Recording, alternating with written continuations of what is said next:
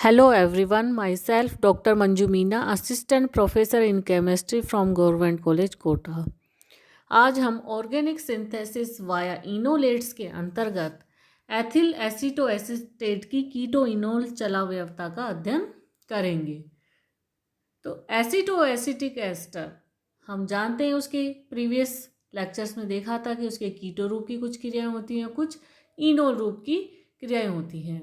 तो acetoacetic ester की सबसे पहले ग्यूथर ने 1863 में एथिल एसीटेट और सोडियम लवण की क्रिया से बनाया था और उसके लिए इनोल वाली संरचना दी थी।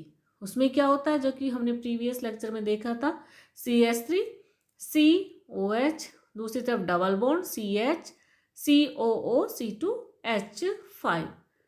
दूसरा 1863 में ही फ्रैंकलैंड व ड्यूपा ने इसी अभिक्रिया से एसीटोएसिटिक एस्टर बनाया और उसके लिए कीटो रूप वाली संरचना प्रस्तावित की।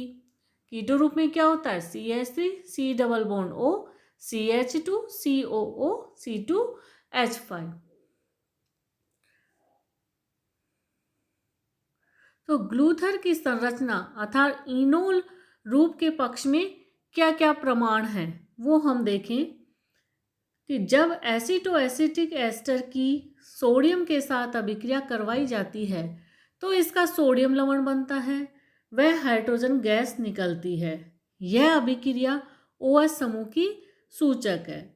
तो क्या है, यह 2OH + 2Na, तो क्या बनेगा, सोडियम लवण, और हाइड्रोजन गैस निकलती है।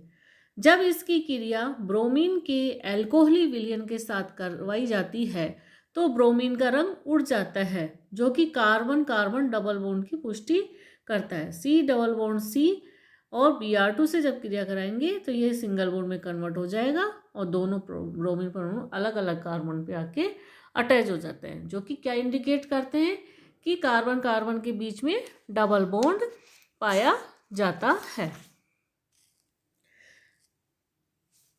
थर्ड क्रिया क्या है कि यह डायएजोमेथेन के साथ अभिक्रिया करके मैथिल ईथर बनाता है। यह अभिक्रिया भी हाइड्रोक्सी समूह का लक्षण होती है। क्या होगा, OH CH2N2 से क्रिया करके किस में कन्वर्ट हो जाएगा, OCH3, और नाइट्रोजन गैस यहाँ से निकल जाएगी। यह फेरिक क्लोराइड विलयन के साथ क्रिया करके उसका बैंगनी रंग देता है। यह परीक्षण COH डबल बॉन्ड C अर्थात फिनोल अथवा इनोल समूह की उपस्थिति का प्रमाण देता है। तो उपयुक्त तथ्यों से क्या स्पष्ट होता है कि इसकी इनोल संरचना जो कि ग्यूथर ने दी थी वह सही है। नेक्स्ट है फ्रैंकलैंड व ड्यूपे द्वारा दी गई संरचना अर्थात कीटो रूप के पक्ष में प्रमाण। तो फ्रैंकलैंड व ड्यूपा ने एसीटोएसिटिक एस्टर की संरचना की जो कीटोनिक संरचना बताई थी उसके पक्ष में निम्नलिखित तथ्य हैं। फर्स्ट क्या है, acetoacetic ester sodium bisulphide NaNHSO3 के साथ क्रिया करके योगात्पाद बनाता है। क्या होगा, ये OH अटैच हो जाएगा और यहाँ SO3Na, जो कि क्या करता है, C डबल बॉन्ड O समूह के परीक्षण को इंडिकेट करता है। सेकंड अभिक्रिया क्या है कि जब एसीटोएसिटिक एस्टर की अभिक्रिया हाइड्रोजन साइनाइड के साथ करवाई जाती है तो क्या बनता है, साइनोहाइड्रीन, जिसमें C double bond O HCN से क्रिया करके O पे तो क्या जुड़ जाएगा, H, और नीचे दूसरा वाले उसी कार्बन पे CN जुड़ जाता है। तो यह भी कीटोनिक समूह को इंडिकेट करता है।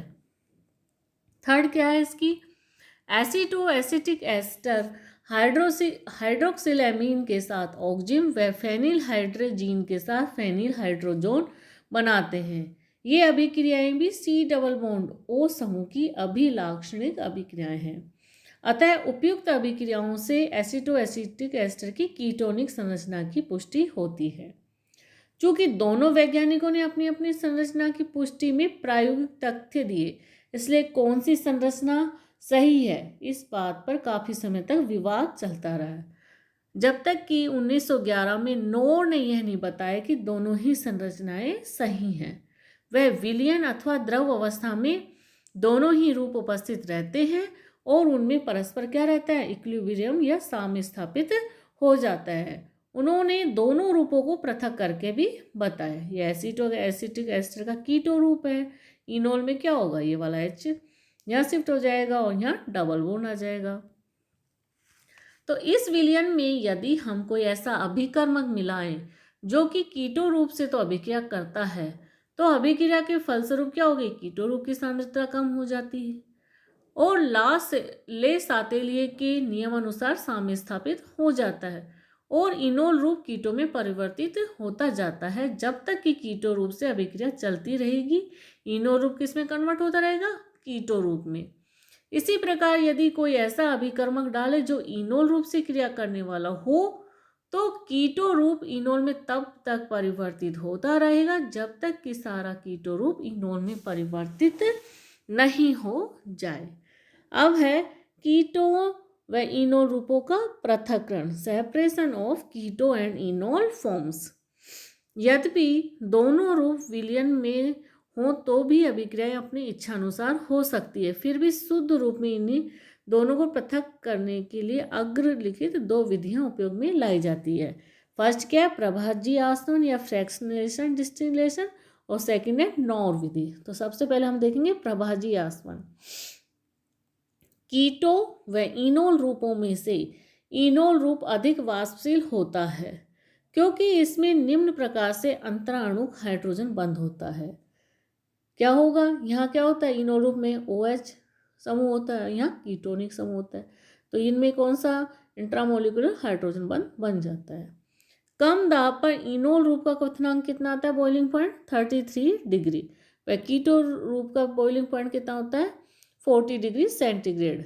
मेयर ने 1920 से 21 में बताया कि क्षारीय पदार्थ की अल्प मात्रा भी इनोल रूप के कीटो रूप में परिवर्तन को उत्प्रेरित कर देती है। इसलिए क्वथनांकों के अंतर के आधार पर साधारण कांच के उपकरण में भी फ्रैक्शनल डिस्टिलेशन करके दोनों रूपों को पृथक करना संभव नहीं है, क्योंकि कांच भी क्या होता है, बेसिक नेचर का होता है।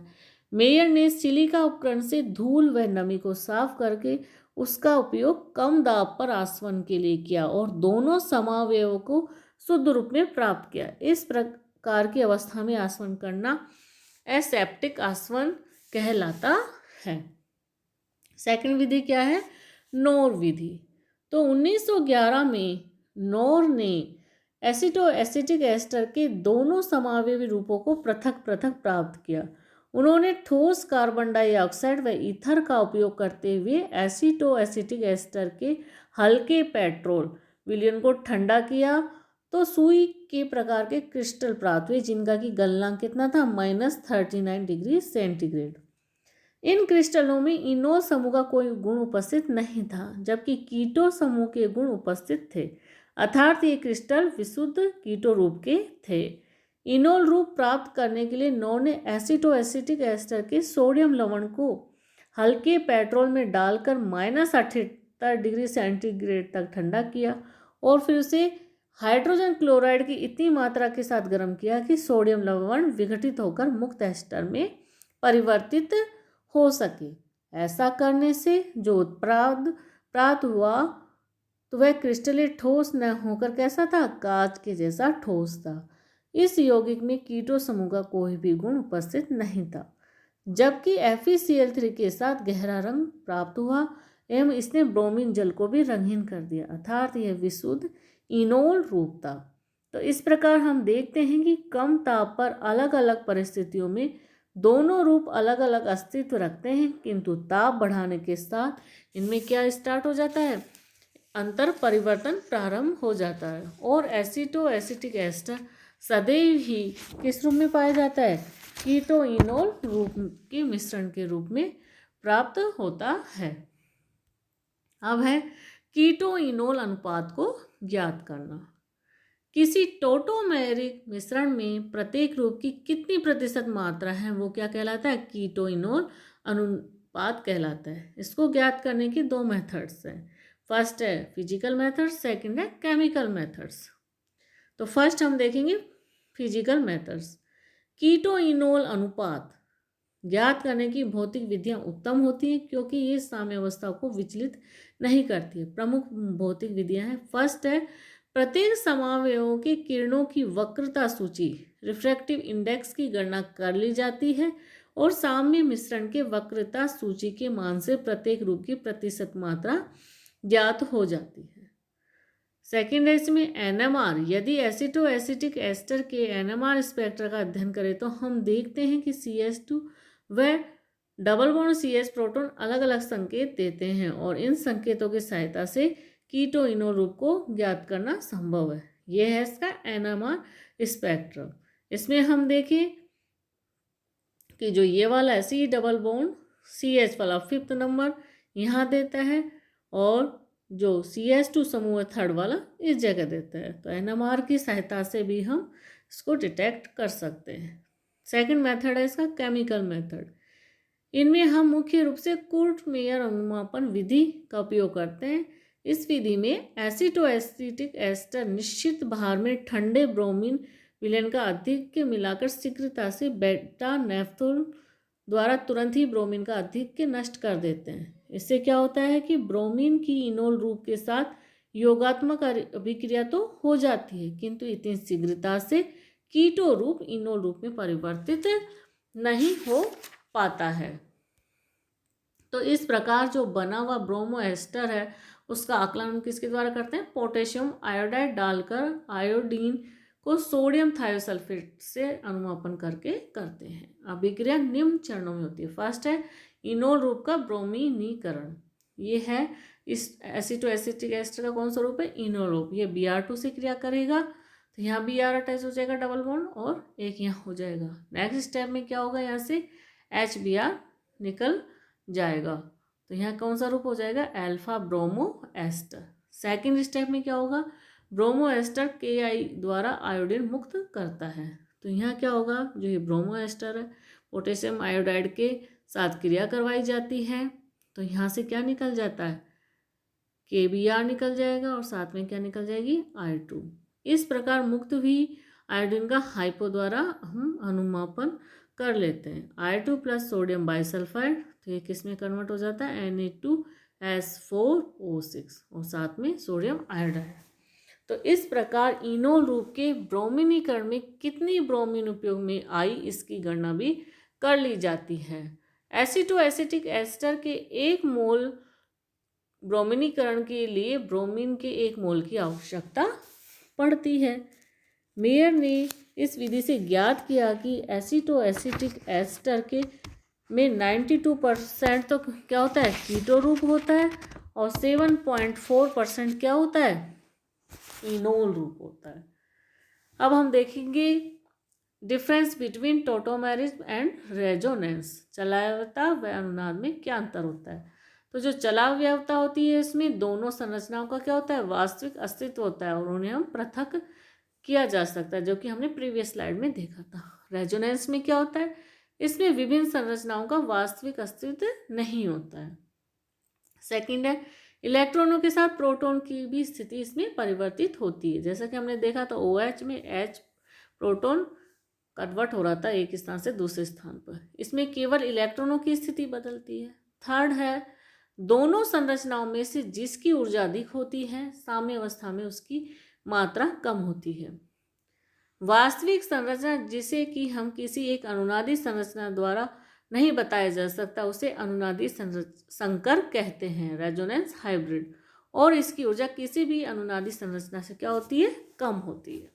फोर्थ है चलाव्यता 2 आधे तीरों वाले साइन से हम प्रदर्शित करते हैं जबकि इसको 2 सिरों वाले तीर के द्वारा प्रदर्शित करते हैं। फॉर एग्जाम्पल यह है एसिटो एसिटिक एस्टर। तो हम यहाँ देखिए ये इसका कीटो रूप है और ये वाला इनोल रूप। तो इसमें इस प्रोटॉन की स्थिति परिवर्तित होती रहती है। पहले इस कार्बन पे था तो इनोल रूप में यहाँ आ जाता है। यहाँ हम देखें कि सब प्रोटॉन तो क्या है? उसके यथास्थान पर है लेकिन इलेक्ट्रॉनों की स्थिति बदल रही है। ये वाला बॉन्ड डीलोकलाइज्ड होकर यहाँ शिफ्ट हो रहा है, ये वाला यहाँ और ये वाला यहाँ। तो इस प्रकार से अनुनाद और चलाव्यता में अंतर पाया जाता है। अब हम देखेंगे 1,3-डाइएन का एल्किलीकरण। तो 1,3-डाइएन में उसी कार्बन परमाणु के साथ दो क्या जुड़ जाते हैं, सल्फर परमाणु जुड़े रहते हैं। अतः उसके साथ जुड़े हुए हाइड्रोजन परमाणु की प्रकृति कैसी हो जाती है, एसिडिक। यहाँ पे के की वैल्यू कितनी आती है, 32। सल्फर परमाणु चूंकि आसानी से ध्रुवित हो सकता है, अतः प्रोटॉन त्यागने के बाद बने ऋणायन के आवेश को स्थायित करने में यह सहायक होता है। इस कारण यदि डाई की ब्यूटिल लिथियम जैसे प्रबल क्षारों के साथ क्रिया करवाई जाए तो कार्बेनियन रूप में लिथियम लवण बन जाता है। ये क्या है, 1,3 डाई की जब हम लिथियम ब्यूटिल लिथियम के साथ क्रिया करवाते हैं तो क्या बनता है, लिथियम लवण। इस लिथियम लवण को यदि एल्किल हैलाइड से अभिकृत करवाया जाए तो 1,3 डाई का एल्किलीकरण हो जाता है। यह एल्किल हैलाइड के साथ क्रिया करवाई जाती है, इसका क्या हो जाएगा, एल्किलीकरण। तो यहाँ आर अटैच हो जाएगा और LiX बाहर निकल जाएगा। 1,3 डाई वस्तुतः क्या है, थाया एसीटैल, जो कि अम्ल उत्प्रेरक की उपस्थिति में एल्डिहाइड व प्रोपेन 1,3 डाई थायोल के संघनन या कंडेंसेशन से बनते हैं। ये क्या है, फॉर्मल्डिहाइड क्या किससे क्रिया करवाई जाती है, प्रोपेन 1,3 डायोल के साथ कंडेंसेशन करवाए तो हमें 1,3 डाइन प्राप्त होता है। इसी प्रकार से एल्डिहाइड से भी क्रिया करवाए जाए तो थायोएसीटेल हमें प्राप्त होते हैं। तो यदि इस थायोएसीटेल का एल्किलीकरण करवाया जाए तो थायो कीटोन बनता है, जो कि जल अपघटित होकर कीटोन मुक्त करता है। जल अपघटन सामान्यतः मेथनॉल अथवा जलीय एसीटोनाइट्राइल में मर्क्यूरिक क्लोराइड द्वारा संपन्न कराते हैं। इस प्रकार कुल मिलाकर इस विधि में एक एल्डिहाइड का एक कीटोन में परिवर्तन हो जाता है। ये थायोएसीटेल है, इसकी ब्यूटिल लिथियम और एल्किल हैलाइड के साथ क्रिया करवाएंगे तो H किसके द्वारा एल्किलीकरण हो जाएगा, तो CH2R- जुड़ जाएगा। फिर इससे हम क्रिया किसकी करवा रहे हैं, मर्क्यूरी क्लोराइड HgCl2 मैथेनॉल की प्रेजेंस में। तो यहाँ किस में कन्वर्ट हो जाता है, ये कीटो रूप में। अब है इनामीनों का एल्किलीकरण व एसिलीकरण। उन यौगिकों को इनामीन कहा जाता है जिनमें कि कार्बन कार्बन द्विबंध के साथ कोई एमिनो समूह जुड़ा हुआ हो। इन्हें बनाने के लिए कार्बोनिल यौगिकों का द्वितीयक एमीन के साथ संघनन या कंडेंसेशन करवाया जाता है। ये क्या है, साइक्लोहेक्सेनोन। इसकी क्रिया किससे करवाएं, पिरोलिडिन के साथ अम्लीय माध्यम में। तो क्या प्राप्त होता है, साइक्लोहेक्सेनोन पिरोलिडिन इनामीन। यहाँ से क्या होगा, H2O यहाँ से निकल जाएगा और ये प्राप्त होगा। अब इसकी क्रिया करवाएं तो क्या प्राप्त होगा, जैसे एसिटैल्डिहाइड डाई मैथिल एमीन की जब अम्लीय माध्यम में क्रिया करवाते हैं तो क्या मिलता है, एक इनामीन, CH2 double bond CH and CH3 का होल ट्वाइस। अभिक्रिया किसके माध्यम से संपन्न होती है, इमीनियम आयन के द्वारा संपन्न होती है। यहाँ क्या होगा, CH3 मतलब कि एसिटैल्डिहाइड है, इसकी द्वितीयक एमीन से क्रिया करवाएं तो क्या होगा, ये वाले प्रोटो यहाँ शिफ्ट होगा, ये वाला बॉन्ड यहाँ शिफ्ट होगा तो क्या होगा, CH3 CH, यहाँ क्या जुड़ जाएगा, ये वाला H यहाँ से निकल के OH अम्लीय माध्यम में होगी तो यह H और यहाँ ये जुड़ जाएगा तो यहाँ नाइट्रोजन क्या आ जाएगा, +4। नेक्स्ट टाइम में क्या होगा, ये बॉन्ड यहाँ शिफ्ट होगा और यहाँ से ये H2O निकल जाएगा तो किस में कन्वर्ट हो जाएगा, इमीनियम आयन। नेक्स्ट टाइम में क्या होगा, ये वाला यहाँ शिफ्ट हो गया था डबल बॉन्ड, ये वाला बॉन्ड यहाँ टूटेगा तो ये वाला H आके निकल जाएगा, ये वाला H। तो क्या बनता है हमें, इनामीन। तो इनामीनों में को इनोलेट के समरूप माना जा सकता है। इसमें ऋणावेशित ऑक्सीजन के स्थान पर अबंधी इलेक्ट्रॉन युग्मवाला उदासीन नाइट्रोजन परमाणु होता है जो कि इनोलेटों की भांति अनुनाद द्वारा स्थायीकृत होता है। ये क्या है, यहाँ से ये शिफ्ट होगा तो यहाँ डबल बॉन्ड आ जाएगा, ये वाला बॉन्ड यहाँ से टूटेगा तो यहाँ क्या आ जाएगा, -4 और यहाँ क्या आ जाएगा, +4। तो इस अनुनाद के कारण बीटा कार्बन पर पर्याप्त क्या उनसे लक्षण आ जाते हैं, कार्बेनियन लक्षण आ जाते हैं। अतः ये नाभिक स्नेही की भांति व्यवहार दर्शाते हैं। इनामीन को नाभिक स्नेही की भांति प्रयुक्त करने के लिए किसी क्षार उत्प्रेरक की आवश्यकता नहीं होती, जबकि इनोलेट ऋणायन केवल क्षार उत्प्रेरक की उपस्थिति में ही बन सकते हैं। इनामीनों के एल्किलीकरण के बाद उसका क्या करवाते हैं हम, जल अपघटन। तो एल्किल अथवा एसिल कीटोनों का संश्लेषण होता है। ये लोन पेयर यहाँ शिफ्ट होंगे, यहाँ डबल बॉन्ड, ये बॉन्ड यहाँ ब्रेक होगा तो यहाँ क्या हो जाएगा +4, यहाँ डबल बॉन्ड। नेक्स्ट स्टेप में क्या होगा, एल्किल हैलाइड से क्रिया होगी तो ये बॉन्ड यहाँ पर बना लेगा तो यहाँ क्या हो जाएगा CH2R जुड़ जाएगा और Br यहाँ रहेगा। फिर इसका क्या करवाएंगे, जल अपघटन करवाएंगे तो क्या होगा 2 एल्किल साइक्लोहेक्सेनोन हमें प्राप्त होता है। तो इस प्रकार हम देखते हैं कि कुल मिलाकर इनामिनों के माध्यम से कीटोनों का एल्किलीकरण करवाया जा सकता है। एल्किलीकरण की भांति कीटोनों का एसिलीकरण भी 3 पदों में पूर्ण किया जा सकता है। फर्स्ट है इनामीन का बनना, सेकेंड स्टेप क्या एसिलीकरण, थर्ड स्टेप है उसका जल अपघटन। उदाहरण के लिए साइक्लोहेक्सेनोन से एसिल साइक्लोहेक्सेनोन निर्माण निम्न प्रकार से किया जा सकता है। ये क्या है साइक्लोहेक्सेनोन, यह मॉर्फिलीन।